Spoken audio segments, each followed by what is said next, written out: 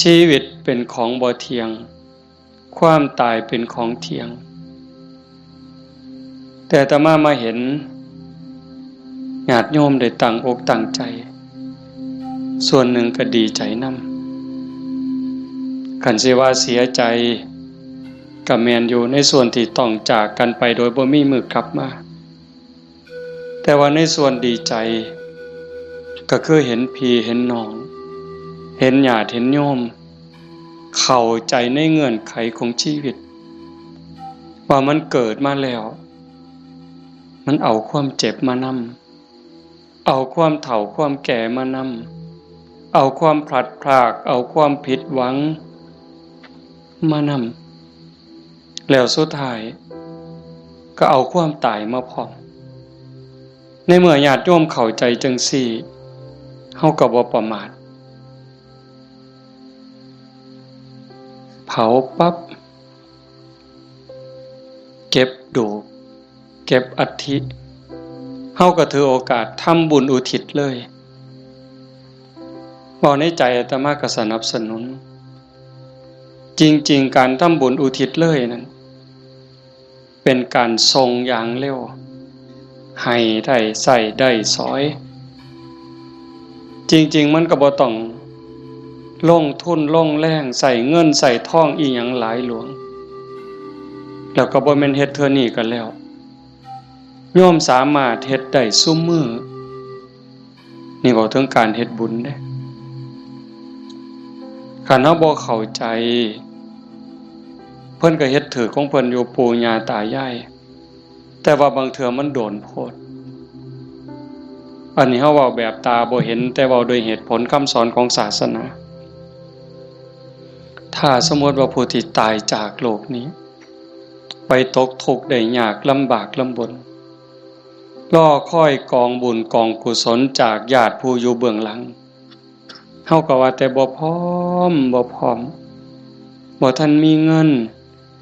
บ่ทันพร้อมถ้าปีหน้าก่อนถ้าปีฮื้อก่อนเป็นจังได๋พอเฮาบ่แน่ใจว่าผู้จากไปนั้นไปไสบุญก็มีบาปก็มีเพิ่นก็คือเฮาก็คือเพิ่นโยมก็คืออาตมาก็คือโยมบ่ต่างกันเด้บาปบุญเกิดจากความคิดเกิดจากคำเว้าเกิดจากการกระทำที่ถึงพร้อมด้วยเจตนาบางเทื่อก็ดีบางเทื่อก็ร้ายบางเทื่อก็ผิดบางเทื่อก็ถูกเฮาบ่สามารถสิยับยั้งตนเองได้ในคราวที่ใจดีด่าก็บ่เครียดเคยเป็นบ่โยมในคราวที่เฮาใจดีไผสิด่าก็บ่เครียดสิตีก็บ่เครียดแต่คราวที่หงุดหงิดหนหวยยิ้มใส่ดีๆเฮาก็หงุดหงิดเขาเว้านำดีๆก็หาเขาเว้าใส่หาว่าเขาย่อเย้ยนั่นคือจิตเศร้าหมองจิตบ่เป็นปกติจังสันชีวิตมันจังมีผิดมีถูกมีบุญมีบาปมีดีและบ่ดีในเมื่อจากไปเฮาก็บ่แน่ใจว่าผู้จากไปนี่ไปไสขันบ่ทันถึงความเป็นพระอริยเจ้าชั้นโสดาบันขึ้นไปนรกก็มีสิทธิ์เปรตก็มีสิทธิ์อสุรกายก็มีสิทธิ์สัตว์เดรัจฉานก็มีสิทธิ์มนุษย์ก็มีสิทธิ์เทวดามีสิทธิ์พรหมมีสิทธิ์จังซั่นถ้าเฮารอคอยไปเป็นเดือนเป็นปีหรือหลายปีถ้าเกิดญาติบุคคลอันเป็นที่รักที่จากไปตกทุกข์ได้ยากได้พบใดภูมิใดก็แล้วแต่รอคอยบุญกุศลที่ผู้อยู่เบื้องหลังสิเป็นพ่อแม่พี่น้องสามีภรรยาลูกเต้าเราหลานส่งไปให้บ่เฮ็ดบ่ส่งล่ะสิเป็นแนวใดทุกข์แล้วก็ทุกข์อีกทรมานแล้วก็ทรมานอีกแต่คันเฮาส่งบุญปั๊บคันตกทุกข์ได้ยากลำบากลำบนเฮ็ดบุญถูกเฮ็ดบุญแม่นตามคำสอนพระพุทธเจ้าผลบุญนั้นก็ส่งทันทีซอยเหลือทันทีคันดีอยู่แล้วมีความสุขอยู่แล้วก็ย่อมได้รับหลายยิ่งขึ้น สบายยิ่งขึ้นมีความสุขยิ่งขึ้นกับเปรียบกับคือคนเฮาเนี่ยจากบ้าน บางเทื่อบ่ได้ตั้งตัวบ่ได้ตั้งใจคิดว่าแต่สิไปทางหน้ามันสิดีทุกข์ปั๊บจากบ้านไปตกหม้องทุกข์ยากลำบากงานก็หนักของกินก็บ่มีน้ำก็ยากข้าวก็ยากบ่อนหลับบ่อนนอนเสื้อผืนหมอนใบหกเหี่ยบ่สะอาดอากาศบ่ถ่ายเทเป็นแนวใดญาติพี่น้องก็บ่มีเงินฝากส่งไปซอยก็บ่มีนั่นก็คือทุกข์ต่อไปแต่คันถ้าบุญเจ้าของก็เฮ็ดไว้พอสมควรสร้างไว้ทำไว้จากโลกนี้ไปปั๊บก็คือไปสู่ที่ดีไปต่างบ้านต่างเฮือนบ่อนอยู่ก็ดีบ่อนนอนก็ดีบ่อนกินก็ดีอาหารการกินบ่อึดบ่อยากอยู่ในสถานที่ที่สะดวกสบายน้ำซ้ำพี่น้องก็ฝากเงินไปให้ส่งเงินไปให้กินบ่ไหวใส่บ่หมดนี่คือเหตุผลบอกญาติโยมทั้งหลายไว้บ่ต้องเสือทันทีที่เฮาพิจารณาเฮ็ดโลดก็บ่แม่นว่าสิต้องเฮ็ดบุญแจกข้าวแบบยิ่งใหญ่เด้เฮาตักบาตรอันนี้ก็อุทิศคือกันเด้สมมุติว่าคือมื้ออื่นนี่มื้อแลงคือตอนนี้บ่มีหยังนิมนต์ครูบาอาจารย์เพิ่นมาสวดมนต์ปกติฮอดมื้อเช้าก็ทำบุญตักบาตรแล้วก็อุทิศบุญกุศลไปถึงอันนี้ก็ซ้ำแจกข้าวใส่บาตรหน้าบ้านหน้าเฮือนอันนี้ก็ซ้ำแจกข้าวไปจังหันไปเพ่นอันนี้ก็ซ้ำแจกข้าวอาตมาเว้ายืดยาวซื่อๆแต่ว่าคันโยมเฮ็ดโยมตั้งใจยามแลงกินข้าวแลงแล้วก่อนหลับก่อนนอนผู้เป็นลูกเป็นหลานเด้ผู้เป็นสามีเด้ก่อนหลับก่อนนอนไหว้พระอรหังสัมมาสวากขาโตสุปฏิปันโนเนี่ยคันทำวัดใดก็ทำคันทำบ่ใดก็เอาซ้ำนี่จากนั้นก็ตั้งนะโม3จบสวดอิติปิโสใดก็ดีคันสวดบ่ใดก็ซ้ำตั้งนะโม3จบแล้วก็นั่งสมาธิตั้งใจนั่งสมาธิคือเฮาเฮ็ดอยู่ตอนนี้สงบจิตสงบใจยืดกายตรงดำรงสติให้มั่นเฉพาะหน้าหายใจเข้าหูหายใจออกหูสิใส่พุทโธก็ได้ยุบหนอพองหนอก็ได้คือบ่ต้องใส่หยังบ่ต้องว่าอันใดบ่ต้องคิดอันใดมีสติหูเพียงแค่ลมเข้าลมออกลมหายใจเข้ามันกระทบที่ปลายจมูกผู้บางคนกระทบที่ริมฝีปากผู้บางคนลมชัดเจนที่ซ่านดังลมเข้ามันสิเย็นจักหน่อยลมออกมันสิอุ่นจักหน่อยเฮาก็หูอยู่ซ้ำนั้นหลับตาเบาๆเฮ็ดใจสบายหายใจเข้าหูหายใจออกหูได้5 นาที10 นาที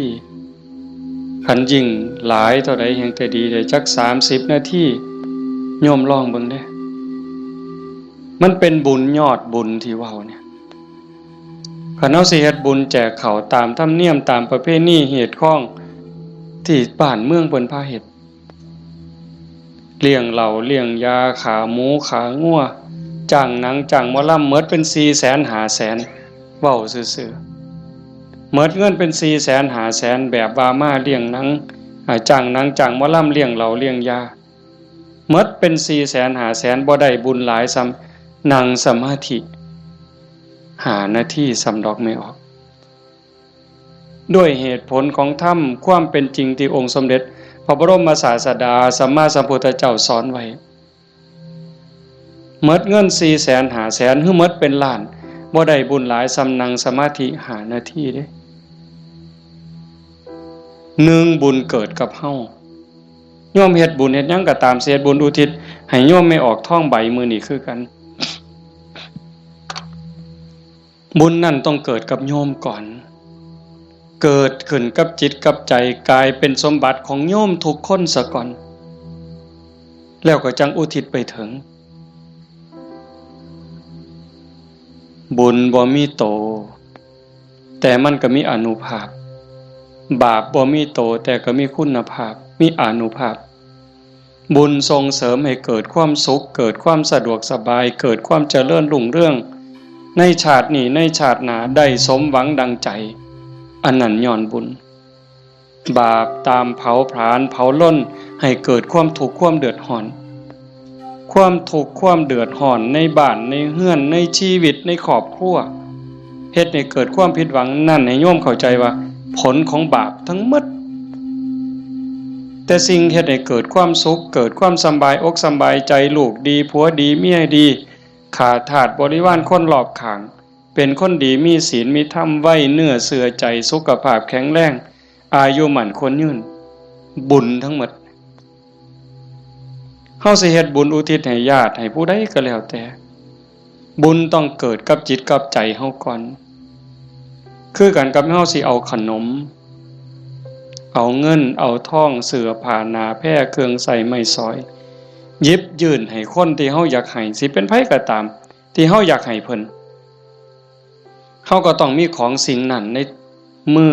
เป็นกรรมสิทธิ์เด็ดขาดของเฮาจะเอาขนมให้เอาเงินให้เอาหมักไม้ให้พ่อแม่พี่น้องลูกเต้าเราหลานเฮาต้องมีขนมมีเงินมีทองมีหมักไม้เป็นสมบัติส่วนตัวเป็นกรรมสิทธิ์ของเฮาโดยเด็ดขาดจังสิสามารถหยิบยื่นให้ลูกให้หลานให้พ่อแม่พี่น้องบุคคลที่รักจังสิได้บุญคือกันต่างกันกับแก้วแหวนเงินทองบักไม้บักไหลจักหน่อยคือแก้วแหวนเงินทองบักไม้บักไหลนั่นเฮาให้แล้วมันหมดให้แล้วมันหมดแต่ว่าบุญนี่แห่งให้แห่งได้แห่งให้แห่งหลายแล้วก็บ่จำเป็นจะต้องยุ่งยากอีหยังหลายเป็นหยังจังเว้าหลายแต่บุญเนี่ยเพราะว่าบุญมันเป็นที่เพิงพระพุทธองค์เพิ่นบอกว่าปุญญานิปะละโลกัสสมิงปฏิทาหนติปานินังเพราะเหตุว่าบุญนั้นเป็นที่พึ่งของสัตว์ทั้งหลายในโลกนี้ในโลกหน้าพร้อมทั้งโลกต่อไปชี้แจงอีกนิดนึงบุญเป็นสื่อของความสุขความดีความงามความโล่งโปร่งเบาความสบายอกสบายใจก็เกิดจากการคิดพูดทำในสิ่งที่ถูกต้องโยมเคยสุขคนเฮาคิดถูกต้องแล้วเว้าถูกต้องเฮ็ดถูกต้องสบายใจมีความสุขมีความเอิบอิ่มเฮาสบายใจแล้วยิ่งมันเป็นประโยชน์กับตัวเฮาเป็นประโยชน์กับพ่อแม่พี่น้องกับผัวกับเมียกับลูกกับหลานยิ่งเป็นประโยชน์กับคนหลายเท่าใดเฮาก็ยิ่งภูมิใจเท่านั้นนั่นคือบุญหลายเห็นปัจจุบันก็คือความสุขใจความปราบปลื้มใจความยินดีความเอิบอิ่มชาติหน้าเด้นำไปสู่สวงสวรรค์นำไปสู่พรหมขันบุญหลายได้เนี่ยใส่บุญกินบุญอยู่ทั้งสวรรค์ทั้งพรหมโดนปันใดน่านปันใดนั่นก็ขึ้นอยู่กับกำลังของบุญที่สร้างเมิดเวลาจากสวรรค์หรือจากพรหมกลับมาเกิดเป็นคนอีกขันกำลังบุญที่เฮ็ดที่ทำไว้มันหลายแม่นกลับมาเกิดเป็นคนอีกเถื่องามหน้าตาดีผิวพรรณดีสวดทรงดีสุ่มเสียงดีฐานะดีร่ำรวยสติปัญญาดี โรคภัยไข้เจ็บน้อยอายุยืนไปไสก็มีคนหักมีคนนับหน้าถือตานี่กำลังบุญเด้แต่คันถามมันตรงกันข้ามคิดก็คิดผิดเว้าก็เว้าผิดเฮ็ดหยังก็เฮ็ดผิดเฮ็ดแล้วปั๊บกลับเป็นทุกข์ในปัจจุบันโยมก็เห็นอยู่เวลาเอาเฮ็ดผิดเว้าผิดศีลผิดธรรมผิดกฎหมายบ้านเมืองเดือดร้อนตั้งแต่เฮ็ดแล้วตอนเฮ็ดโดยอำนาจของกิเลสย้อนความโลภย้อนความโกรธโลภอยากได้ของเขาอยากลักของเขาอยากจี้ของเขาอยากยักยอกอยากคอร์รัปชันโกงกินเป็นจังได๋พอแต่เฮ็ดลงไปแล้วทุกข์เว้าด้วยความโกรธเว้าด้วยความอิจฉาริษยากระแทกแดกดันใส่หอดพ่อหอดแม่บางเทื่อหอดพระสงฆ์องค์ข้าเจ้าเว้าพื้นนินทาเว้าแล้วสะใจในขณะที่เว้าสะใจหลายเว้าแล้วคิดว่าโอ้ยมันสิบ่บาปบ่คิดที่หลังเป็นทุกข์บัดไหม้เจ้าของเผาเจ้าของเห็นบ่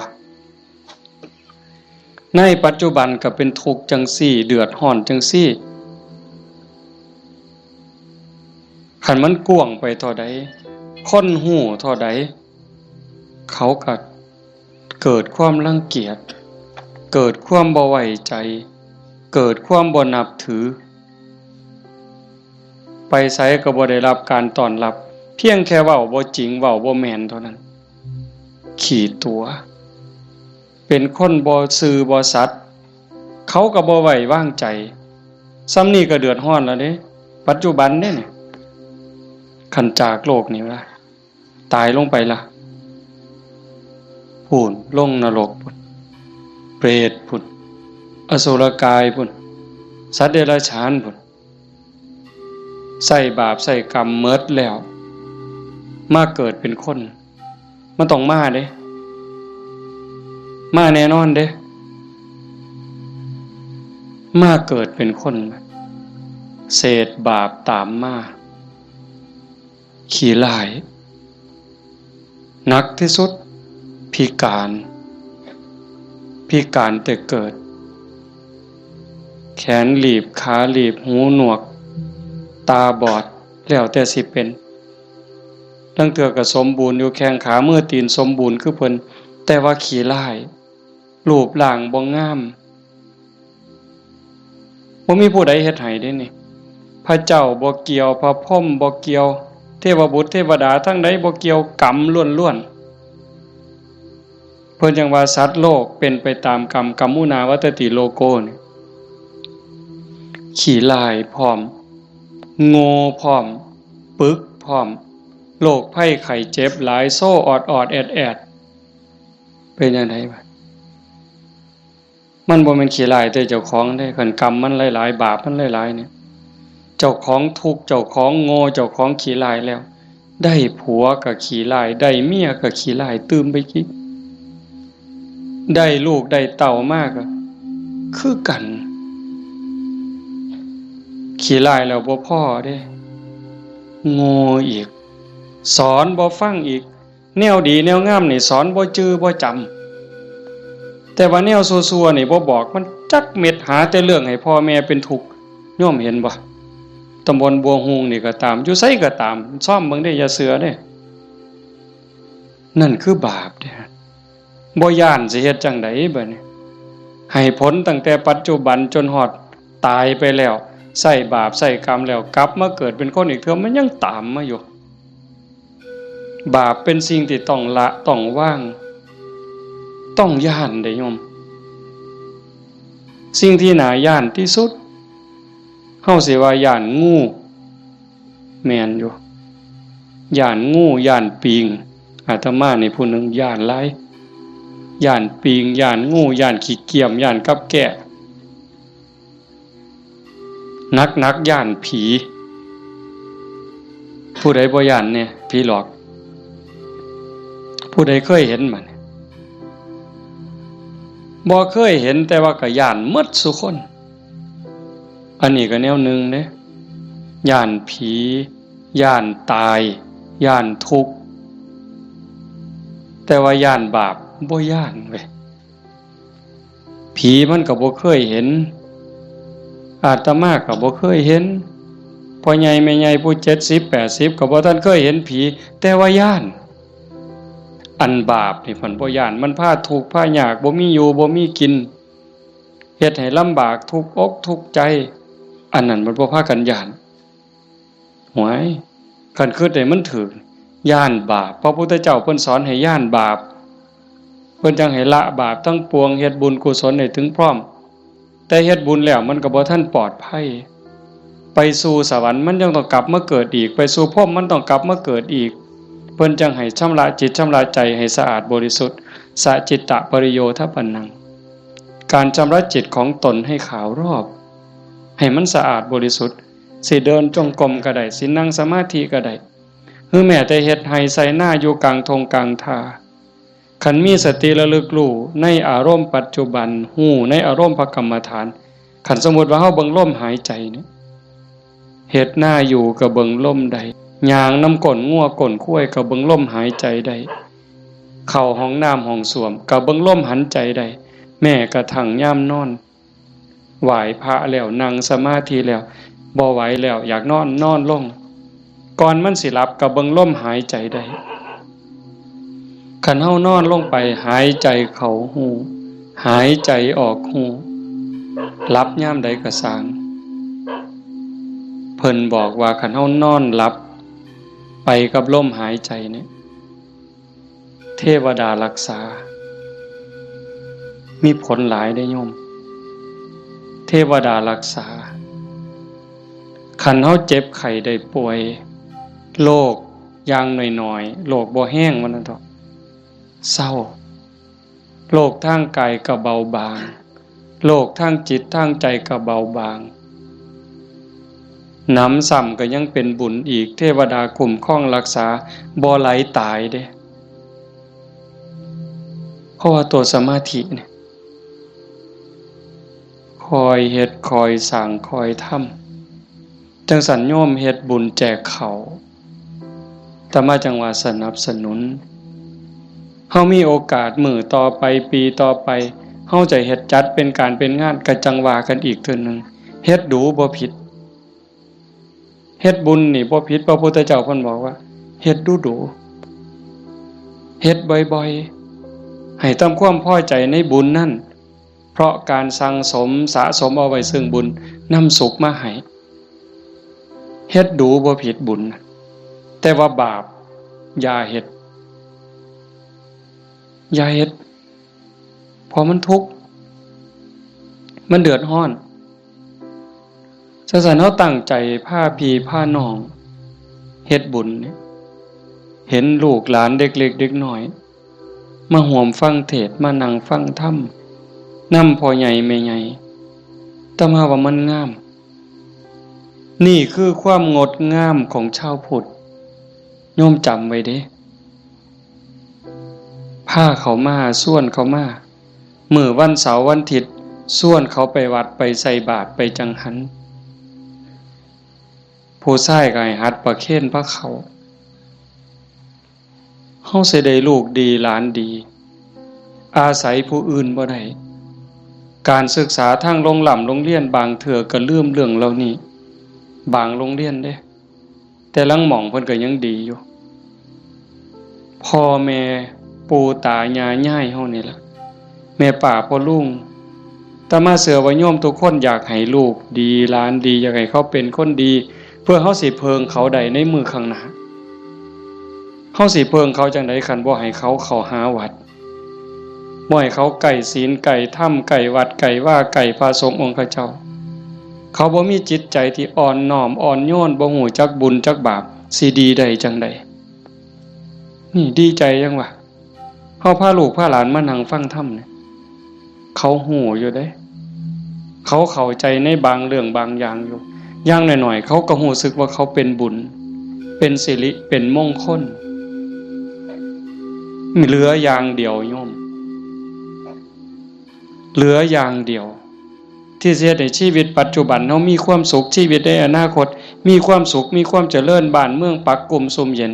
คือศาสนา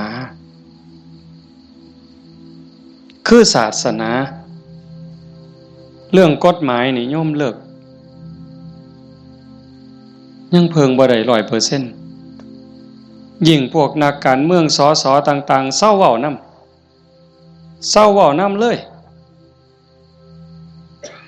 พวกนั้นเพิงบ่ได้เข้าหาประโยชน์ใส่ตัวเขาต่างหาก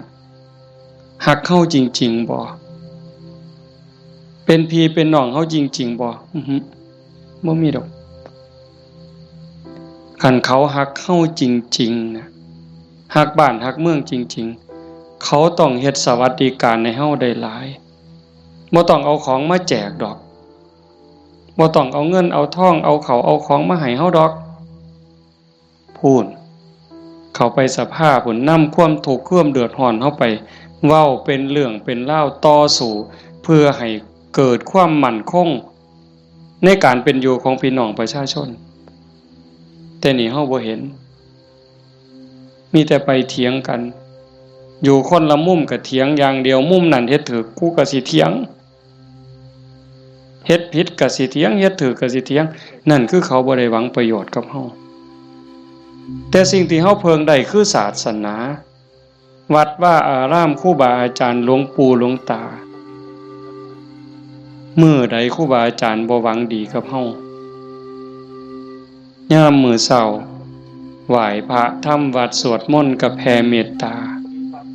สัพเพสัตตาสัตว์ทั้งหลายที่เป็นเพื่อนทุกข์เกิดแก่เจ็บตายแผ่เมตตาแล้วก็กรวดน้ำอุทิศบุญกุศลบ่มีที่สุดบ่มีประมาณยามเช้ามาบิณฑบาตคือแม่โยมสิไปวัดไปจังหันไปเพลให้พรเพิ่นบ่ได้ให้เล่นเด้สัพพิติโยนั่นคือเอาจิตเอาใจเอาความหวังดีปรารถนาดีอุทิศให้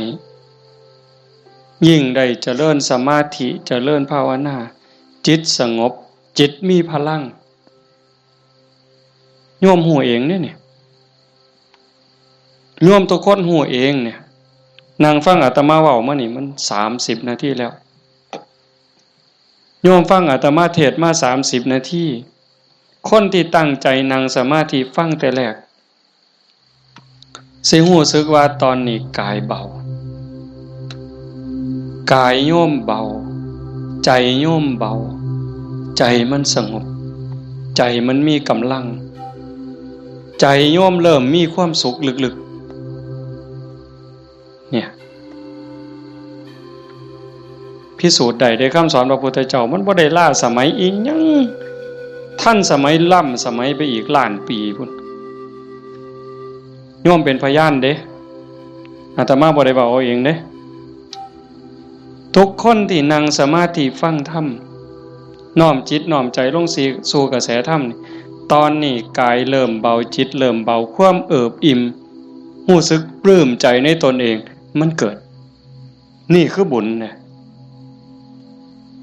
แต่มาจังหวะแต่ตอนแรกโอ้ยอย่าว่าแต่500,000ต่อให้100 ล้านเฮ็ดบุญตามเขาว่าเนี่ยบ่มีเหล้าบ่มีบุญบ่มีเหล้าบ่เป็นบุญบ่ขาหมูขางัวบ่เป็นบุญบ่มีหนังบ่มีหมอลำบ่เป็นบุญพวกหมู่นั้นต่อให้100 ล้านสภาพที่จิตใจเป็นสุขสงบร่มเย็นมั่นใจมันย่อมมั่นใจเด้แต่การเฮ็ดแบบนั้นเฮาสิมีอารมณ์เย็นแบบนี้บ่สิมีความรู้สึกอบอุ่นใจปราบปลื้มใจยินดีใจมั่นใจว่าญาติตายไปแล้วสิได้บุญบ่มีดอกนั่นเว้าซื่อๆเชื่อซื่อๆมีความเชื่อแล้วก็ถูเอาสีขางเขาถูเพิ่นว่าหุ่นลู่ว่าไปซื่อๆเฮาก็ลองหลับตาเบิ่งศีลข้อที่1มีบุญต้องมีศีลมีกินต้องมีทานคำโบราณเพิ่นว่าข้อที่1ปานาติปาตาเวรมณีเจตนางดเว้นจากการทำสัตว์ที่มีชีวิตให้ตกล่วงผู้ใดก็หักชีวิตคือกันกับเฮาหมดมันก็บ่อยากตายนอนมันก็บ่อยากตายเม่งใหม่มันก็บ่อยากตายเพราะว่าแต่อยากตายเลยแม้แต่เจ็บมันก็บ่อยากเจ็บเฮาเนี่ย บ่หาแต่เขามาถิ่มมาแทงโดยมีดโดยหอกเด้ตั้งแต่หมอฉีดยาเฮาเจ็บเฮาป่วยสิฉีดยาให้เฮาหายเจ็บหายป่วยบางเทื่อเฮาก็ย้านเจ็บภาษาเข็มฉีดยาซำนั้นแล้วเขาบ่ได้ฉีดให้ตายบ่ได้ฉีดให้ทุกข์ทรมานอีหยังฉีดยาเพื่อรักษาโรคเจ็บไข้ได้ป่วยเพื่อให้เฮาได้แข็งแรงเฮายังย้านนี่แค่เจ็บเด้เนี่ยสินับภาษาหยังบัดนี้เอาค้อนทุบหัวเขาเอามีดปาดคอเขาเอาใจเขามาใส่ใจเฮาทบทวนจังซี่เฮาก็เห็นว่าล่ะข้อที่1ขาแล้วมันสิได้บุญมาแต่ไสบาปแล้วครับเลี้ยงเหล้าเลี้ยงยาข้อที่5ขาดไปอีกคันยิ่งมีหนังมีหมอลำมาอีหยังสิตามมาศีลข้อ3หลายๆคนอาจสิขาดย้อนงานบุญเฮางานบุญเฮาคือเราเองเนี่ยมาเบิ่งหนังเฮาผู้บ่าวผู้สาวอาจสิเสียเนื้อเสียตัว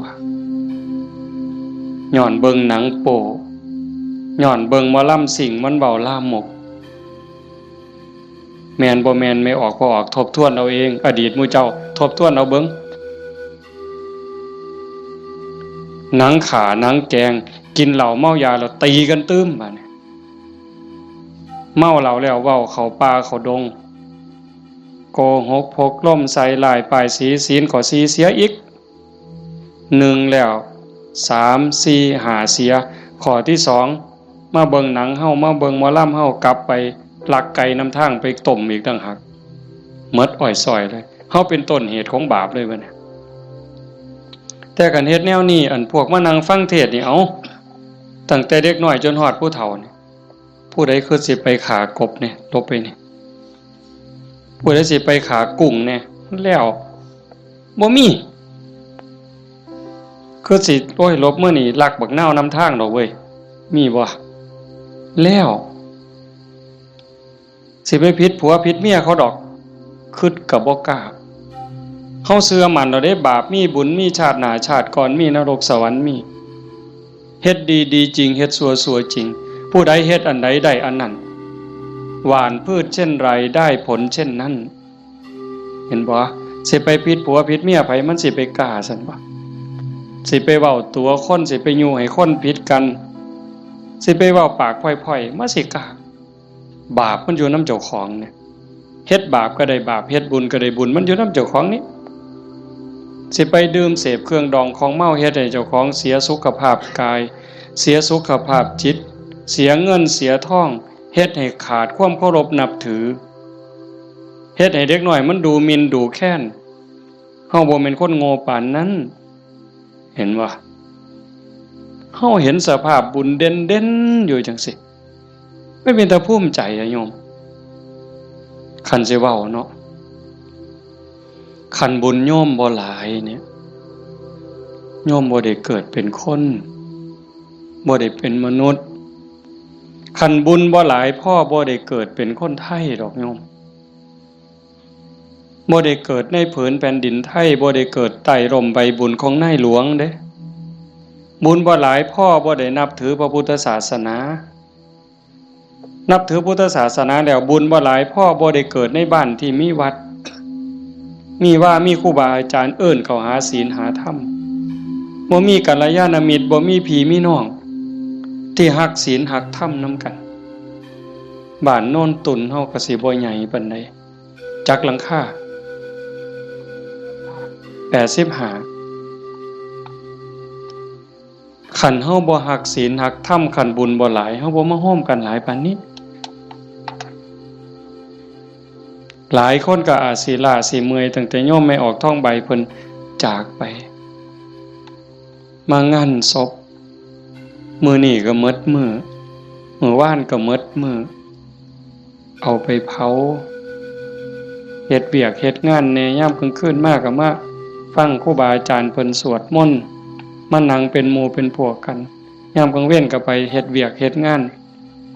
มื้อนี้มาโฮมกันได้ปานนี้ห่อขนมข้าวต้มถามว่ามันล้าบ่เมื่อยบ่เมื่อยเด้แต่ แต่เฮาก็กัดแขวกัดฟันมานั่งฟังเทศน์มาร่วมเอาบุญนำกันให้ทุกคนเข้าใจว่าทุกคนคือเจ้าภาพบ่แม่นแต่พ่อแม่กับสามีกับลูกหลานเด้อทุกคนคือเจ้าภาพอาตมาก็คือเจ้าภาพผู้หนึ่งเจ้าภาพอันใดเฮามาร่วมบุญสร้างบุญร่วมกันพระพุทธเจ้าเพิ่นบอกว่าเฮาทุกคนเนี่ยโยม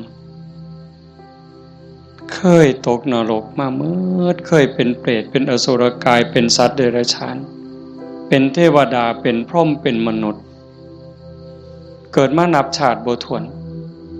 กรีดลิงเล่ไล่เม่งใหม่ที่มันตอมหลอดไฟกบเขียดตั้งแต่นรกอเวจีไปไล่ตั้งแต่นรกจนไปถึงภวคพรหมบ่มีสัตว์โตใดบ่มีจิตวิญญาณดวงใดที่บ่เคยเกิดเป็นพ่อเป็นแม่เป็นพี่เป็นน้องเป็นผัวเป็นเมีย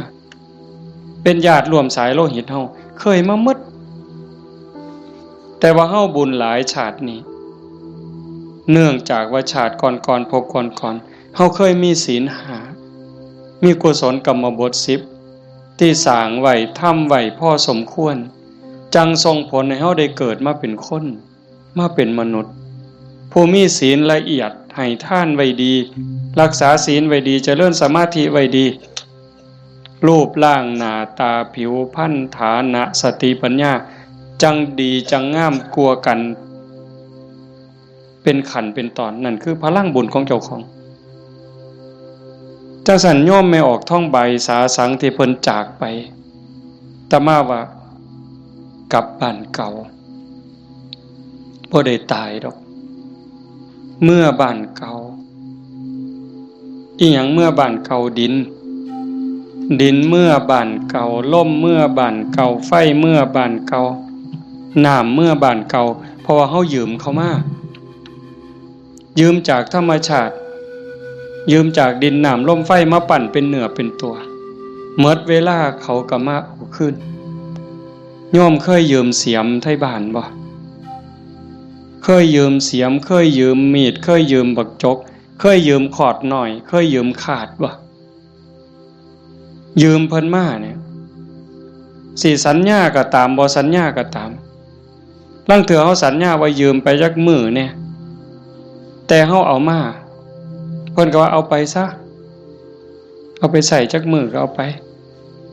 ตอนนั้นเพิ่นบ่ทันจำเป็นถ้าเกิดเฮาเอามาฮอดเฮือนปั๊บเพิ่นเกิดมีเรื่องจำเป็นขึ้นมาด่วนๆเพิ่นมาเอาคืนโอ้ข่อยเอามาเฮ็ดซะก่อนเด้อข่อยจำเป็นแล้วเฮาก็ว่าโอ้ยข่อยยืมของเจ้ามาตัวเฮาสิไปว่าจังได๋ต่อรองจังได๋บ่ได้เด้มันของเพิ่นคือยืมเงินยืมทองเขานี่แหละ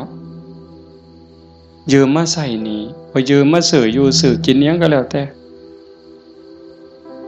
ต่ฮอดวันเวลาบางเทื่อบ่ทันฮอดยิ่งบ้านนอกเฮายืมแบบพี่แบบน้องบ่ได้สัญญาอีหยังกันพ่อหน้ายามใดเพิ่นก็ทวงลางเทื่อเพิ่นบ่ทวงเฮาก็เกรงใจอันนี้ก็ยังพอเว้ากันได้แต่กับพญามัจจุราชต่อรองแนวใดพญามัจจุราชบ่เห็นแก่เงินค่ำแม่นสิมีเงินกือไทยเอาบ่มีได้บ่สนไต่โตบ่สนผู้ใดมีอำนาจนายพลนายพันเจ้าใหญ่นายโตพระสงฆ์องค์เขาเจ้าคุณสมเด็จบ่งึดบ่สนใจซ้ำบ่เกรงใจอีกซ้ำขันบาปหลายก็โยนนรกโลดขันบุญหลายก็ไปตามทางจังสั่นเฮามีบุญได้เกิดมาพ้อพระพุทธศาสนามีกัลยาณมิตรมีพี่มีน้องที่หวังดีต่อกันเฮาก็ตั้งใจเฮ็ดบุญให้เจ้าของเฮ็ดบุญในมื้อนี้เทิงทานเทิงศีลเทิงภาวนาฟังเทศน์ฟังธรรมอ่อนน้อมถ่อมตน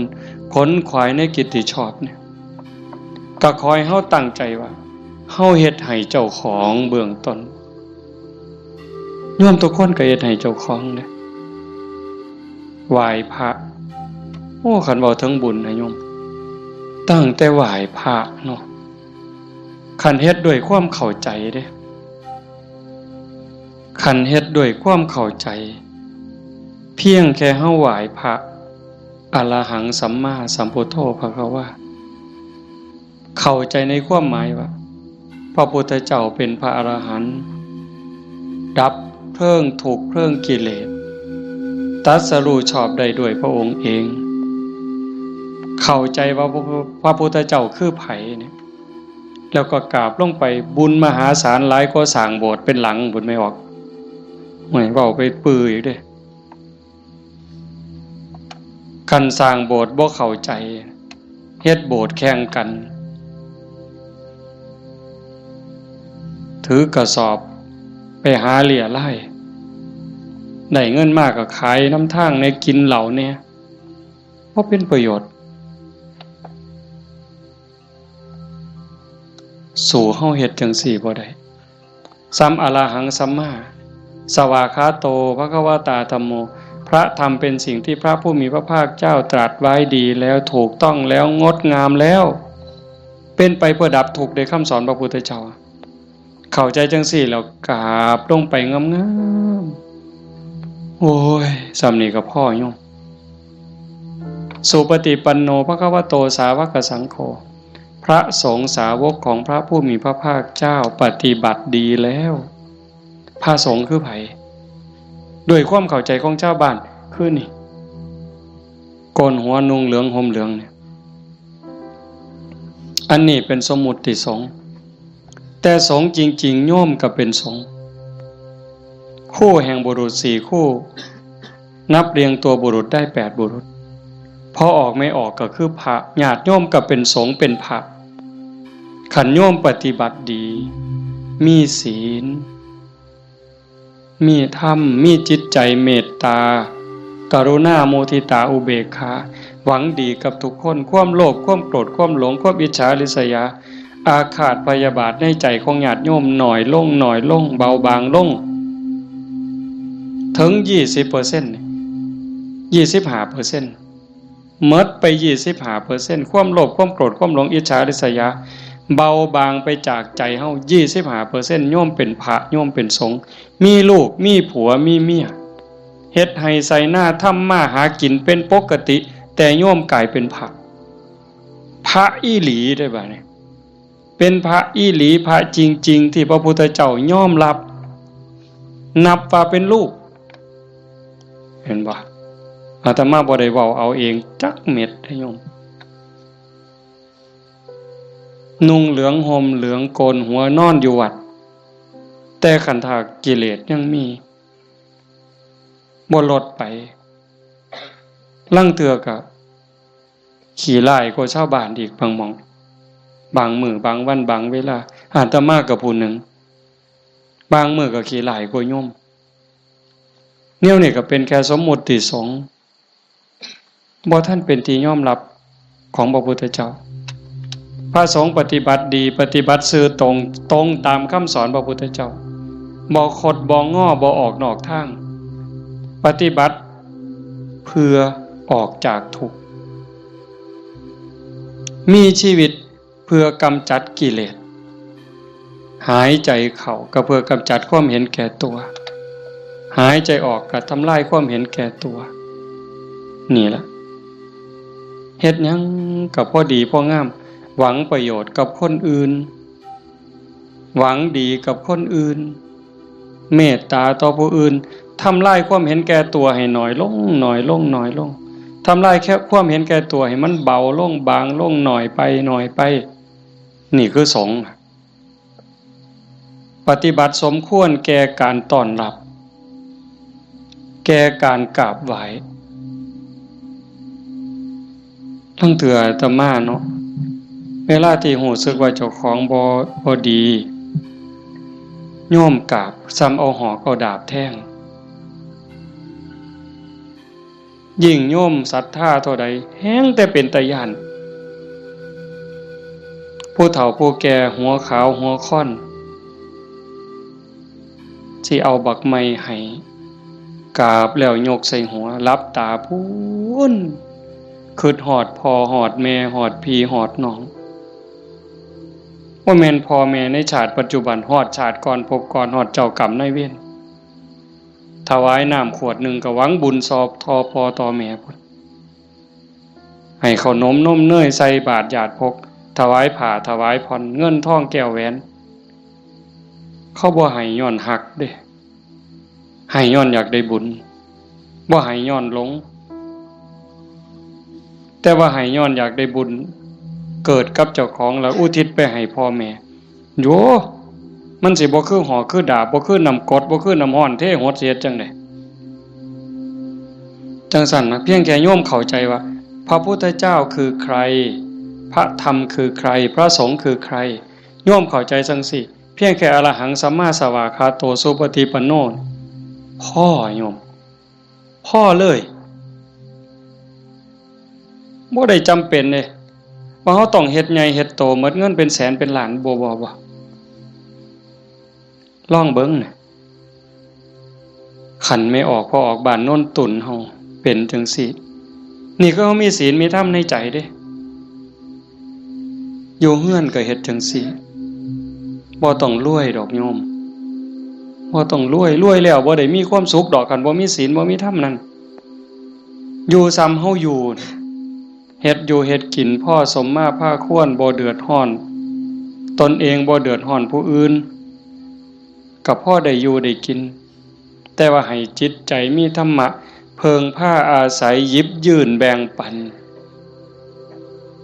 ซอยเหลือเกื้อกูลคือโยมเป็นกันอยู่เห็นว่าทุกคนคือพี่คือน้องทุกคนคือเพื่อนร่วมทุกข์เกิดแก่เจ็บตายมีความสุขบ่คันอยู่แบบนี้ก็บ่แม่นสิเงียบแบบนี้เลยได้ก็เว้ากันนำจากันนำแต่ว่าให้จิตใจเฮาเป็นจังซี่เข้าใจกันฮักกันคือพี่คือน้องเป็นแนวใดผู้จากไปก็สำบายใจเอาสมมุติว่าคือโยมไม่ออกท้องใบเพิ่นจากเข้าไปเนี่ยก็บ่ไปไสดอกความเป็นจริงอยู่นำเฮานี่ล่ะจริงๆบ่ได้ไปไสเด้เพียงแค่ธาตุดินน้ำลมไฟกลับคืนสู่ธรรมชาติดวงจิตดวงวิญญาณเดินทางไปตามบุญตามบาปของตนเองญาติพี่น้องผู้อยู่เบื้องหลังก็อุทิศบุญกุศลไปให้แต่ว่าด้วยสภาวะความผูกพันความเป็นลูกเพิ่นเป็นลูกของพ่อใหญ่ท้องมาแม่ใหญ่ที่พ่อแม่ก็สิ้นไปแล้วแม่นบ่เฮาตั้งใจเฮ็ดบุญอุทิศไปนำเนาะแต่มาเข้าใจผิดเอาก็บ่เป็นหยังพ่อใหญ่ท้องมาแม่ใหญ่ที่คือกันที่เฮาว่าจากไปเพิ่นก็บ่ได้ไปไสเลือดเนื้อเพิ่นอยู่นำเฮาแม่นบ่โยมไม่ออกท้องใบคือกันเพิ่นแบ่งเลือดแบ่งเนื้อมาเป็นโตเฮาเพิ่นก็อยู่นี้อยู่ในโตเฮานี้คำสอนคำสั่งคำบอกอันนี้เด้อลูกอันนี้เด้อหลาอันนี้เด้อคำเอิ้นบักหลาเอิ้นอีนางเอิ้นทองคำอีแม่แม่นบ่เพิ่นเอิ้นจังซั่นเด้บักหลาอีนางทองคำอีแม่เพิ่นว่าอันนี้มันถูกเด้ออันนี้มันดีเด้ออันนี้มันบ่แม่นอันนี้มันบ่ถูกอย่าพากันเฮ็ดมันบาปอย่าเว้าจังสั่นมันบาปคันเว้าจังสิเว้าจังสิแม่นแล้วบักหลาอีนางสาธุโอ้ยใจแม่นเจ้าเว้าดีใจแม่นเจ้าเว้าถูกนี่คือคำสอนฮักกันเด้อันนี้เอื้อยเด้อันนี้อ้ายเด้คันน้องเถียงอ้ายอย่าไปเถียงเอื้อยอย่าไปเถียงอ้ายคันอ้ายรังแกน้องเอื้อยรังแกน้องอย่าไปเฮ็ดบ่โหนเป็นน้องบ่เห็นบ่เพิ่นตายอยู่บ่เพิ่นไปไสอยู่บ่ดินดอนตอนหญ้าเฮือนซ่านบ้านซองจากเหงื่อจากแห้งอาบเหงื่อตังน้ำสร้างหลักฐานให้ลูกได้อยู่เป็นของเพิ่นบ่จังว่าคันคิดฮอดพ่อคิดฮอดแม่นั่นก็ฮักพี่ฮักน้องอยากให้พ่อแม่ได้กินข้าวกินน้ำนุ่งเสื้อผ้าหน้าแพร่ดีๆงาม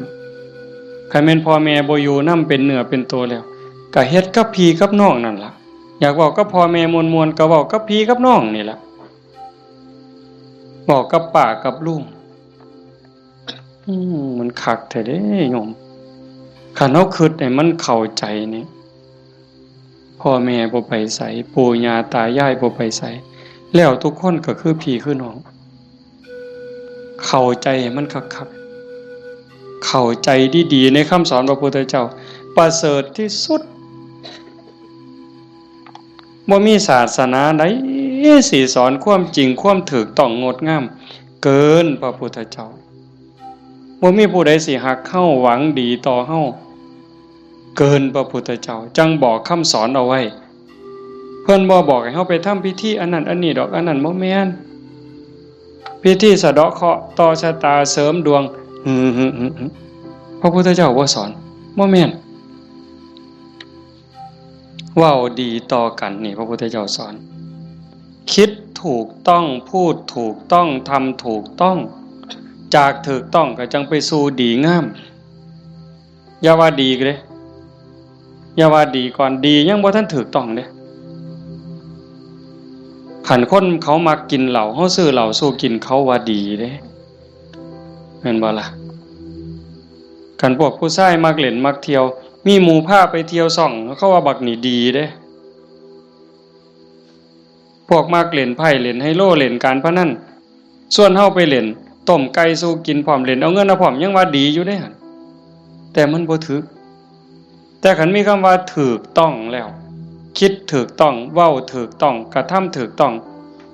ดีงามตามมาบ่เสียหายจังซั่นจากนี้เป็นต้นไปเฮาบ่ว่ามื้อใดเฮาสิจากโลกนี้บ่มีผู้ใดฮู้จักคนว่าเฮามีเวลาอยู่ในโลกนี้อีกจักมื้อจักปีจักเดือนจักวันจักเวลาจักชั่วโมงจักนาทีบ่ฮู้จักคนโซ่ก็ตายบ่โซ่ก็ตายเด็กน้อยก็ตายหนุ่มสาวก็ตายผู้เฒ่าผู้แก่ก็ตายเฮ็ดจังได๋สิไปว่าถามื้อนั้นก่อนถามื้อนี้ก่อนโอ้ยมันต่อรองได้ซะบ่มื้อนี้เฮายังมีสติมีปัญญาบ่เจ็บบ่ไข้โยมเอ้ยเฮาบ่ได้เจ็บบ่ได้ไข้บ่โรคบ่ได้ป่วยเฮ็ดหยังได้ให้เฮ็ดยิ่งกับพ่อกับแม่นี่เด้อฟ้าวเฮ็ดคันพ่อแม่เพิ่นยังมีชีวิตโอ้ผู้นั้นบุญหลายเด้อผู้พ่อแม่ยังมีชีวิตอยู่นี่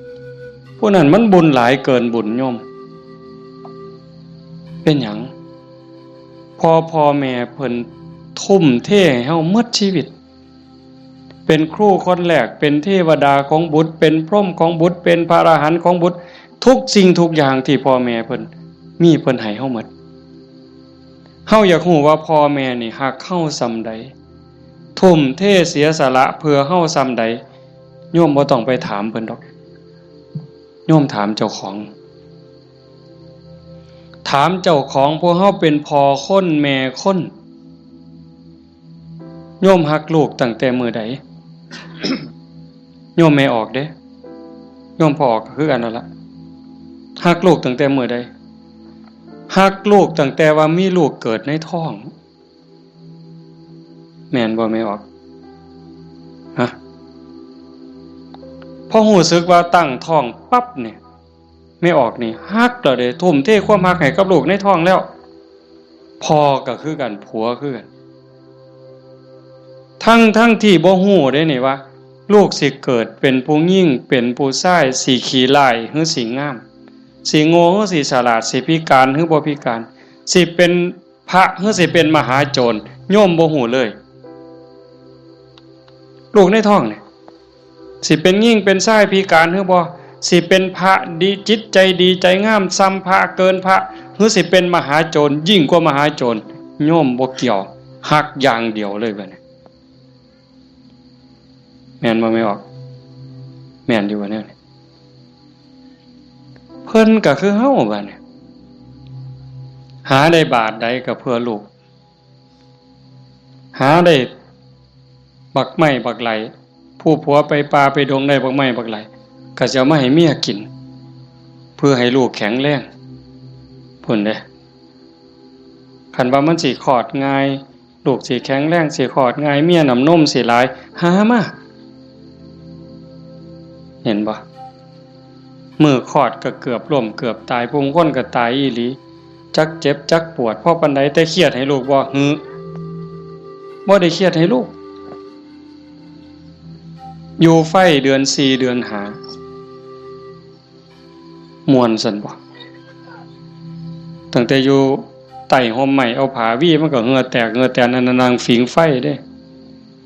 นางฝิงไฟเดือน4เดือน5ต้มน้ำร้อนสดน้ำร้อนกินน้ำร้อนบัดแนวกินกับข้าวได้กินข้าวกับเกลือเลี้ยงตัวสิใหญ่แต่ละคนดมดากดมก้นเศษขี้เศษเหงียวป้อนข้าวป้อนน้ำตัวสิใหญ่มาแต่ละคนหมดข้าวจักเหล้าเสื้อผ้าหมดจักชุดหมดเงินจักแสนคือประมาณบ่ได้กลัวลูกสิใหญ่มาแต่ละคนเพิ่นก็คือกับเฮาฮักลูกจังซั่นสิตอบแทนแนวใดพระพุทธเจ้าเพิ่นสอนหน้าที่ลูกไว้ท่านเลี้ยงมาเลี้ยงท่านตอบเลี้ยงกายเพิ่นคือเพิ่นเลี้ยงเฮานะเลี้ยงใจเพิ่นก็คือเพิ่นเลี้ยงเฮาพ่อแม่เลี้ยงใจเฮาคือเพิ่นสอนอันใดถืออันใดผิดอันใดดีอันใดชั่วอันใดเป็นบุญอันใดเป็นบาปอันใดควรบ่ควรนี่คือเพิ่นเลี้ยงวิญญาณเฮาก็เลี้ยงจิตวิญญาณเพิ่นด้วยการเป็นคนดีฮักกันระหว่างพี่ระหว่างน้องทำโตเป็นคนดีพ่อแม่สิโอ้ยโยมเป็นยาอายุวัฒนะอันนี้ก็บ่ต้องไปถามพ่อถามแม่อีกละถามโยมเนี่ยขันลูกเขาเป็นคนดีหูจะคว่ำหลานเสือถอยฟังคว่ำบอกง่ายสอนง่ายโยมมีความสุขบ่อยากยื่นบ่ขันยิ่งเป็นคนดีจนชาวบ้านเขายกย่องเขาสรรเสริญโอ้ยใจแม่นอ่อนซ่อนเด้อีหล่านี่มันก็หูจะคว่ำแต่บักหำนี่คือดีแท้เป็นตาอ่อนซ่อนเด้ย่ายอยากตายบ่บัดนี้ยื่นบ่เจ้าอยากยื่นแท้แต่ขันลูกมันบอกบ่ได้สอนบ่ฟังหลานก็โอ้บอกจังหนึ่งไปจังหนึ่งเถียงคำบ่ตกฝากแม่นสิป้อนสร้างมือละโตย่ายก็บ่อยากยื่นอยากตายให้มันแล้วอุกอังสังกะหยาลูกหลานมันบ่ฮู้จะคว่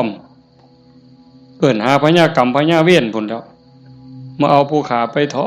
นโลดตัวแต่สั่นยังว่าเลี้ยงพ่อเลี้ยงแม่เลี้ยงกายเลี้ยงใจพุทธเจ้าเพิ่นบอกเด้ท่านเลี้ยงมาเลี้ยงทั้งตอบ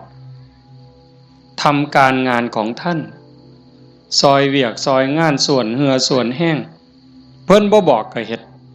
แนวเฮ็ดได้แนวมันถูกต้องดีงามส่วนเวียกส่วนงานเพิ่นนี่คือเรื่องที่สอง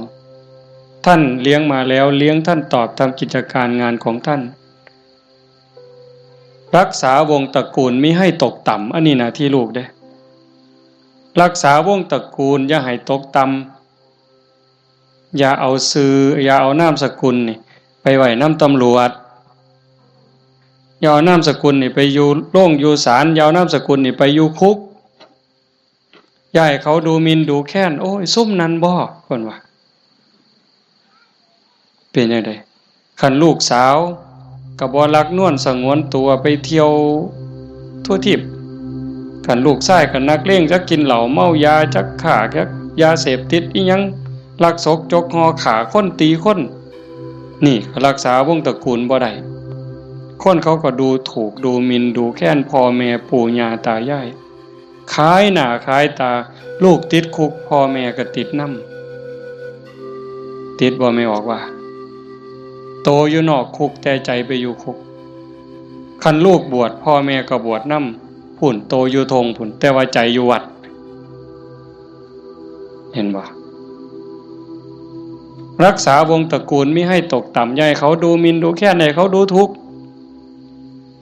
ทำตนให้สมควรแก่การรับทรัพย์มรดกคันเฮาเป็นคนดีมีศีลมีธรรมขยันมันเพียรทำมาหากินพ่อแม่ทั้งหลายเพิ่นสิแพงฮอดเวลาอันสมควรหาผัวหาเมียให้แบ่งทรัพย์สมบัติให้หวังเพิงให้ลูกแล้วพ่อแม่ก็สำบายใจแต่คันแม่นเหล้าก็กินเลขก็เล่น เล่นมาสู้แนวหอดหมากัดกันก็ลงก็สะเว้าเลยหมากัดกันก็เอาตัวแดงเด้อเพิ่นว่ามันน่ะกูเอาตัวดัง บ่าใหญ่แล้วเพิ่นเอาไปว่าไปนั่งอยู่ข้างทางรถคันนั้นมึงว่าเลขสุดท้ายมันเป็นตัวขี่กับตัวขู่ยังว่าอยู่สมองมีแต่การพนันบ่ต้องเว้าถึงบั้งไฟเลยตายเสียนี่คันลูกเป็นคนขยันมันเพียรบ่ยุ่งเกี่ยวกับการพนันบ่ยุ่งเกี่ยวกับยาเสพติด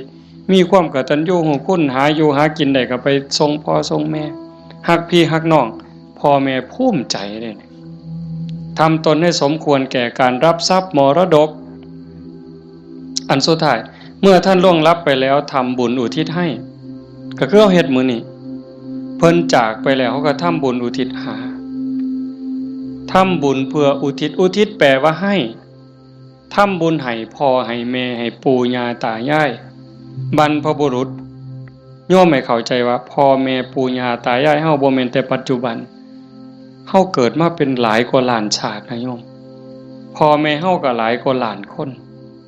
บางคนอาจสิอยู่นรกบางคนอาจอยู่เปรตบางคนอสุรกายบางคนเกิดเป็นสัตว์เดรัจฉานบางคนเกิดเทวดาบางคนเกิดเป็นพรหมจังสันเฮาก็อุทิศบุญไปให้โอ้ชาโนดโสนีพราหมณ์นี่ไปถามพระพุทธเจ้าขันโยมปวดขากับพริกเด้อแต่มาอยากให้มันได้ประโยชน์ได้หลายมันพอมีแห้งเบากับเบาจริงๆหนังมานำรดอยากนอนเมื่อยกูสิเทศได้บ่น้อมาเห็นญาติโยมเรียบร้อยมันเลยมีแห้งตายก็สร้างมันเถาะมันดีใจอะโยมอีหลีเด้บ่แม่นปากหวานเนี่ยอยากเห็นจังซี่แหมคันเป็นแนวนี้ประเทศไทยมันก็อยู่ได้ชาโนดโสนีพราหมณ์นี่เพิ่นทำบุญดูๆทำบุญบ่อยๆแต่ทำนอกศาสนาดอกบางเทื่อก็ทำในพุทธศาสนาบางแล้วก็บ่ทันเข้าใจหยังหลายไปกราบทูลถามพระพุทธเจ้าข้าแต่พระองค์ผู้เจริญข้าพระองค์ทำบุญบ่อยๆเฮ็ดบุญบ่อยๆแล้วอุทิศให้กับญาติที่ล่วงลับอยากรู้ว่าญาติของเก่ากับผมนี่สิได้บุญบ่พระพุทธเจ้าเพิ่นบอกว่าดูก่อนพราหมณ์มันแล้วแต่ฐานะแล้วแต่ฐานะนั้นแนวใดเพิ่นก็เลยขอให้พระพุทธเจ้าอธิบายให้ฟังพระพุทธเจ้าว่ามันก็มีหลายองค์ประกอบแห่งเด้1ล่ะญาติของเฮาที่ตายจากไปเขาไปไสคันไปตกนรกก็บ่ได้ทันทีนรก457หลุม457ขุมเนี่ยนรกพ่อแม่เฮาไปตกนรกก็บ่ได้ทันทีมีแต่การทรมาน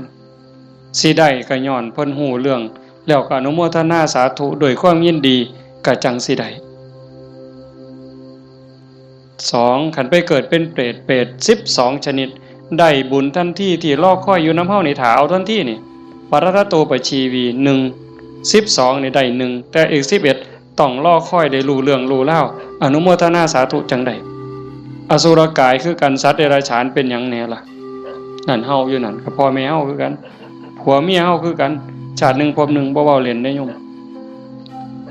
เขาบ่ได้เลยนะฮู้เรื่องบ่เนี่ยเฮาว่าเอากวดน้ำรับพรหมอหน่อยมันสิตั้งใจรับพรนำเฮาบ่บ่ฮู้เรื่องเด้กินนู่นฮู้บ่แมงไหม้ฮู้บ่ปูปลาฮู้บ่แล้วบ่ฮู้ได้บ่ได้เด้เนี่ยเขากินหยังเขาก็กินอาหารของเขาเทวดาล่ะคันเขาฮู้ทราบอนุโมทนาเขาก็ค่อนข้างจะฮู้ได้พรหมก็คือกันสุดท้ายก็สอบไปพุทธเจ้าเพิ่นบอกว่านอกจากญาติที่ล่วงลับจากไปแล้วอยู่ในภพภูมิที่สมควรได้ทันทีเขาได้แล้วอีกอย่างหนึ่งของที่ทำบุญเป็นบุญบ่ฆ่าเขามาบ่ลักมาบ่คดโกงมาบ่ในขณะที่ให้ก่อนให้หลังให้เจ้ามีความยินดีเจ้ามีศรัทธามีความภูมิใจจริงบ่พุ่นเด้แล้วผู้รับทานเจ้าเป็นไผ มีศีลบ่มีธรรมบ่เพิ่นก็จังไล่มาตั้งแต่สัตว์เดรัจฉานตมาเทศดูๆโยมฟังในวิทยุก็สิได้ยินมันได้บุญอยู่ดอกซ้ำแม่ครัวนี่ส้มแม่ครัวนี่ล้างถ้วยล้างซ้ำก่อนสิเทน้ำล้างถ้วยล้างซ้ำล้างหม้อลงในดินลงขี้สิกไม่ออกตั้งใจว่าสาธุเด้อน้ำล้างถ้วยล้างซ้ำเนี่ยมันมีรสชาติอาหารปนไปกับน้ำซึมลงไปในดินให้พวกสัตว์อยู่ในดินพวกไส้เดือนต่างๆให้มันกินได้อยู่ได้กินแล้วให้มันมีความสุขกายสุขใจซ้ำนี่ก็ได้บุญนับประมาณบ่ได้นับประมาณบ่ได้ได้บุญหลายก็ไล่ขึ้นมาจากสัตว์เดรัจฉาน100 เทื่อพันเทื่อบ่ได้บุญหลายเท่ากับให้คนผู้บ่มีศีลขี่เหล้าเมายาขี่ลักขี่ป่นตีหัวหมาด่าแม่คนได้หลายกว่าให้กับสัตว์เดรัจฉานจังซั่น100 เทื่อพันเทื่อให้คนขี่เมาบ่มีศีลบ่มีธรรม100 เทื่อพันเทื่อบ่ได้บุญหลายเท่ากับให้ผู้มีศีล5 เทื่อเดียวเห็นบ่บัดนี้เป็นหมากเป็นผลแล้วเด้ให้กับคนมีศีล500 เทื่อพันเทื่อบ่ได้บุญหลายเท่ากับให้คนมีศีล8แม่ขาวพ่อขาวแม่ชีเทื่อเดียวให้ผู้มีศีล800 เทื่อพันเทื่อบ่ได้บุญหลายเท่ากับให้เน้นผู้มีศีล10 เทื่อเดียวให้เน้นมีศีล10 100 เทื่อพันเทื่อบ่ได้บุญหลายเท่ากับให้พระผู้มีศีล227 เทื่อเดียวให้พระผู้มีศีล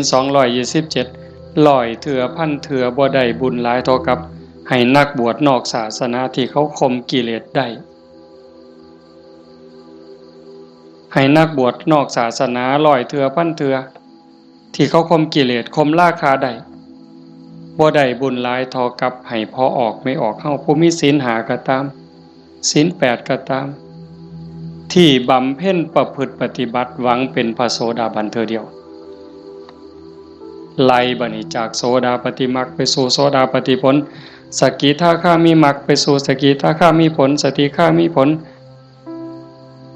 ไปสู่อนาคามีมรรคอนาคามีผลจากอนาคามีมรรคอนาคามีผล100 เทื่อพันเทื่อก็บ่ได้บุญหลายเท่ากับให้อรหันตมรรคคือผู้ปฏิบัติเพื่อเป็นพระอรหันต์เทื่อเดียวอรหันตมรรค100 เทื่อพันเทื่อก็บ่ได้บุญหลายเท่ากับให้อรหันตผลคือผู้สำเร็จอรหันต์แล้วเทื่อเดียวให้พระอรหันต์100 เทื่อพันเทื่อก็บ่ได้บุญหลายเท่ากับให้พระปัจเจกพุทธเจ้าเทื่อเดียวพระปัจเจกพุทธเจ้าตรัสรู้คือพระพุทธเจ้าเก่งคือกันหมดผิดอย่างเดียวคือสอนบ่เป็นตรัสรู้เองโดยชอบบางครั้งบางคราวนี่อยู่นํกันเป็นพันเป็นหมื่นได้โยมแต่ว่าสอนบ่ได้ตั้งศาสนาบ่ได้สร้างบริวารมาให้กับพระปัจเจกพุทธเจ้า100 เทื่อพันเทื่อบ่ได้บุญหลายเท่ากับให้พระสัมมาสัมพุทธเจ้าเทื่อเดียวพระสัมมาสัมพุทธเจ้าคือพระพุทธเจ้าเฮานี่ล่ะเจ้าชายสิทธัตถะมาเป็นพระพุทธเจ้านี่เพิ่นสอนคนตั้งศาสนาได้ให้พระสัมมาสัมพุทธเจ้า100 เทื่อพันเทื่อบ่ได้บุญหลายเท่ากับให้สงฆ์ให้คณะสงฆ์ที่มีพระพุทธเจ้าเป็นประธานเห็นบ่ให้สงฆ์ที่มีพระพุทธเจ้าเป็นประธาน100 เทื่อพันเทื่อก็บ่ได้บุญหลายเท่ากับสร้างวิหารเทื่อนึงสร้างวิหาร100 หลังพันหลังถวายพระพุทธเจ้าก็บ่ได้บุญหลายเท่ากับให้ธรรมะสอนธรรมะเห็นบ่นี่อาตมาได้บุญหลายอยู่เดี๋ยวนี้ที่อาตมาบ่ตายนี่มันก็ย้อนบุญตัวนี้เด้ให้ธรรมะเป็นฐานชนะการให้ทั้งปวงอาตมากำลังเว้าธรรมะบอกธรรมะให้ธรรมะแล้วเจ้าภาพเป็นผู้นิมนต์มาเจ้าภาพติดต่อบ่ได้บอกโยมไม่ออกต้องสุขนิมนต์อาจารย์เนี่ยโยมไม่ออกต้องสุขก็ได้บุญตรงนี้นำมาเนี่ยเห็นบ่คันบ่เจ้าภาพบ่เสนอบ่อยากมีแนวนี้พี่น้องก็บ่ได้ฟังธรรมในขณะที่ฟังธรรมอยู่นี่พาเพิ่นบันทึกเสียงพร้อมเก็บไปเปิดวิทยุฮือดีบ่ดีเพิ่นกำลังถ่ายทอดสดอยู่เดี๋ยวนี้จังหวัดอุบลอำเภอสำโรงอำเภอวารินอำเภอเขืองในฟังนำเฮายาโสธรมหาชนะชัยค่ำเขื่อนแก้ว พ่อว่างฟังน้ำเฮาสุรินทร์โน่นหน้าไร่สำโรงทาบสังขะฟังน้ำเฮาเห็นบ่จากเจ้าภาพนิมนต์อาตมามาเว้าเนี่ยเพิ่นได้ยินน้ำเฮาหมดเฮาฟังกันอยู่นี่ประมาณ100แต่ฟังอยู่ทั้งบ้านเป็นพันบาดนี่บุญสิเอาซ้ำใดเจ้าถามเบิ่งสิเอาซ้ำใดเฮ็ดถูกเฮ็ดแม่นเนี่ยมันเป็นได้บุญนี่มันจะเอาไปใส่ได้นี่บ่ต้องลงทุนหลายซ้ำเห็นบ่ทำบุญอุทิศให้โยมเฮ็ดอุทิศส่งไปหอดไปถึงชาติโนโสนิพพานเพิ่นถามจังซี่ล่ะพระพุทธเจ้าก็อธิบายผู้รับท่านวัตถุท่านใจผู้ให้แล้วผู้จากไปอยู่ไสถามไปถามมาเพิ่นก็สอจอกหลอกแจกแหลกเพิ่นจะเข้าใจเนาะพระพุทธเจ้าว่าได้เฉพาะญาติได้ทันทีคือญาติที่เป็นปรัตถตูปชีวีชานุโสนิพพานมันก็เลยถามสอเข้าไปว่าข้าแต่พระองค์ผู้เจริญถ้าเกิดว่าญาติของข้าพระองค์ไม่ได้ไปเกิดเป็นปรัตถตูปชีวีบุญนี้จะไปไหนพระพุทธเจ้าเพิ่นก็เลยว่าแบบอาตมาว่ามาตั้งแต่สัตว์นรกไปเขาก็รอคอยบุญแต่เขารับโมรับทราบอนุโมทนานำเขาก็ได้แล้วก็ให้จงเข้าใจว่าในวัฏฏะสงสารนี้จะไม่ว่างจากญาติของเธอที่เป็นปรัตถตูปชีวีหมายความว่าพ่อแม่พี่น้องลูกเต่าเราหลานสามีภรรยาในอดีตชาติก่อนๆพบก่อนๆผัวเฮาเมียเฮาญาติพี่น้องพ่อแม่เฮาที่ไปเกิดเป็นปรัตถตูปชีวียังมีอยู่เพราะว่าพ่อแม่เฮาบ่แม่นผู้นี้ชาตินี้อย่างเดียวจังซั่นโยมเฮ็ดบุญมื้อนี้ส่งไปฮอดพ่อแม่ในอดีตสามีพี่น้องลูกเต่าเราหลานในอดีตพร้อมแต่มื้อนี้ปารภโยมพ่อใหญ่ทองมาแม่ใหญ่ที่พ่อใหญ่ทองแดงนี่ก็เสียชีวิตไปแล้วคือกันเนาะแล้วก็แม่ใหญ่ทองใบผู้ไว้ชนหมายความว่าลูกหลานเฮ็ดบุญหาเนาะอาตมาเห็นได้นี่ก็ว่ามันเป็นเจ้าภาพก็ต้องขออภัยก็บ่ผิดเพิ่นก็ฮู้จักและเข้าใจแล้วล่ะถือว่าญาติโยมเฮ็ดถูกเฮ็ดแม่นเด้อาตมาก็บ่ให้จบเพียงส่ำนี้ผู้ไปทำมาหากินกรุงเทพกรุงไทยแม่นเฮาบ่ได้ใส่บาตรบ่ได้ทำบุญก่อนหลับก่อนนอนไหว้พระนั่งสมาธิเด้อแม่นบ่ไปกรุงเทพจักคนนี่แม่นบ่เบิ่งท่าทางมาแต่กรุงเทพแน่ๆผู้อยู่บ้านใส่บาตรคันมื้อใดมันยากก็ใส่บาตรหน้าเฮือนคันมื้อใดมันพอไปได้ก็ไปจังหันจังซี่นะก่อนหลับก่อนนอนก็ไหว้พระกราบพระก่อนหลับก่อนนอนเว้าจากันดีๆเด้เว้าจาดีๆอยู่ในบ้านในเฮือนนี่มันเป็นสิริมงคลเทวดาเฝ้าบ้านเฝ้าเมืองเฝ้าเฮือนเฝ้าซ่านเฝ้าที่เฝ้าทางเฮาเอิ้นว่าภูมิบ้านภูมิเฮือนเพิ่นได้ยินเฮาเว้ากันดีๆเว้ากันม่วนๆเทวดาก็ดีใจอาจสิเป็นพ่อเฮาปู่เฮาย่าเฮาแต่อดีตก็ได้เห็นเฮาเว้าดีจากันดีเพิ่นก็อยากได้บุญนำเป็นจังได๋รักษาบ้านรักษาเฮือนเฮ็ดหน้าบ่พอใดก็ได้มื้อนี้มีโยมผู้หนึ่งโทรศัพท์มาคุยกับอาตมาโอ้ยหลวงพ่อเพิ่นว่าโยมก็งึดอยู่เฮ็ดหน้าหวานเข้าลงไปแรกๆเขากำลังงอกบ่ทันได้พอคืบจ่อยน้ำท่วมบ้านแรกๆน้ำท่วมบัดน้ำบกไปก็แล้งบัดแห้งใหม่พร้อมจักสิตายสิยังบัดฝนมาใหม่ก็บ่ค่อยได้ไปเบิ่งบัดไปเห็นบัดนี้ใบก็บ่เห็นมีแต่ห่วงเพิ่นว่า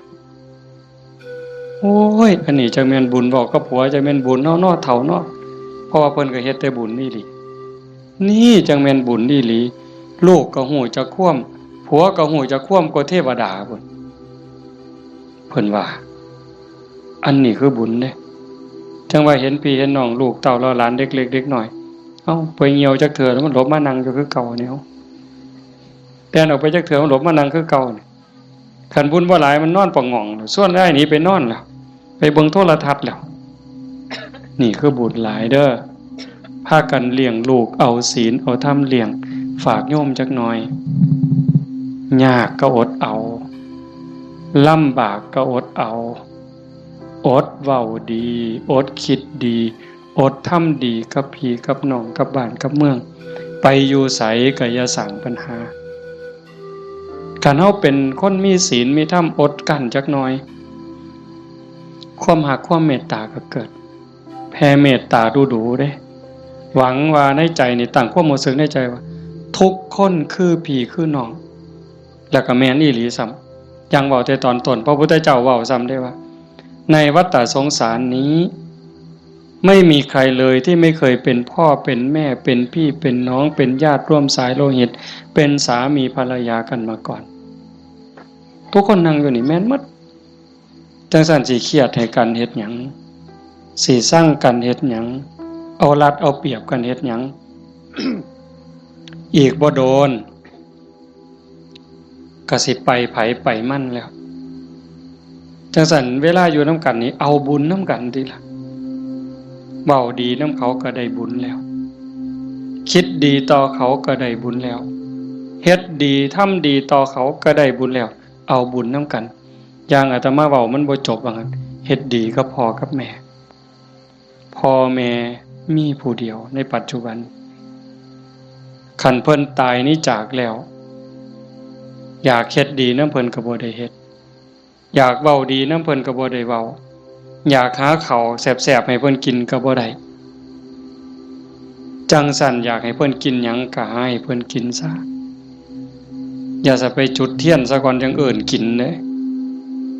บ่ได้กินเด้นั่นอยากเว้าดีๆนำเพิ่นก็เว้าตอนเพิ่นได้ยินอย่าจะจุดธูปเพิ่นอีแม่เอ้ยฟังเทศน์เด้อพี่บ้าแนวนั้น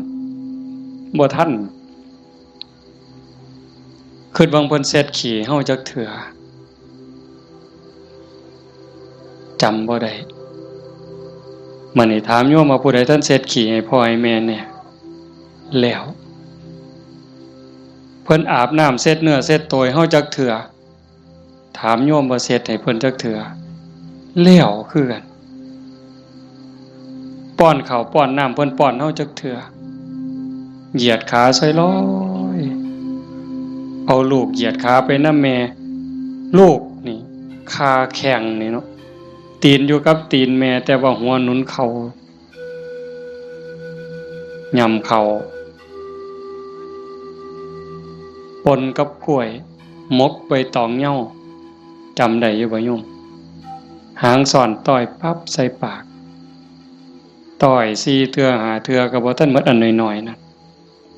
หมดข้าวมกหมดเอามือจุ่มน้ำหยดป๊อกป้อนบ่ทันแล้วขี่พวดใส่ขาเครียดก็บ่เครียดจมก็บ่จมเซ้ยเห็นบ่มื้อนี้มีผู้ใดท่านได้เฮ็ดแน่อาตมาก็บ่ทันได้เฮ็ดคือกันเฮาสิเป็นหนี้บุญคุณเพิ่นส่ำใดจังซั่นเพิ่นจากไปแล้วแนวอยากเห็นแนวอยากหูสมมุติว่าจิตวิญญาณเพิ่นล่องลอยหูเห็นเฮาอยู่อยากเห็นลูกฮักกันอยากเห็นหลานฮักกันทุกข์ยากก็ช่วยเหลือแบ่งปันคือพี่คือน้องอย่าใส่เฮ็ดคือบางซุ่มเด้บางซุ่มนี่จูงแขนกันขึ้นโลงขึ้นศาลจะเป็นเพิ่นเก่งหลาย